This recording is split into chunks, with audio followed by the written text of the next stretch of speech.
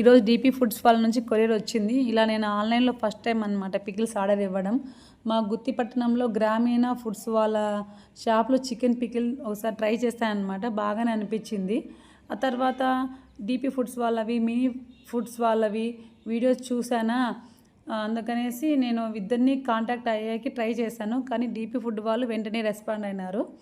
వాళ్ళు వెంటనే రెస్పాండ్ అనే ఉద్దేశంతో కాదు, కానీ వాళ్ళ నీట్నెస్ కానీ సూపర్గా ఉంటాయి అన్నమాట. ఐటమ్స్ హైజీనిక్గా చేస్తారు. ఇంకొకటి సూపర్గా ఉంటుంది వాళ్ళ గార్డెను. ఇంకోటి అమ్మాయి మాట్లాడే విధానం నాకు బాగా నచ్చిందనమాట.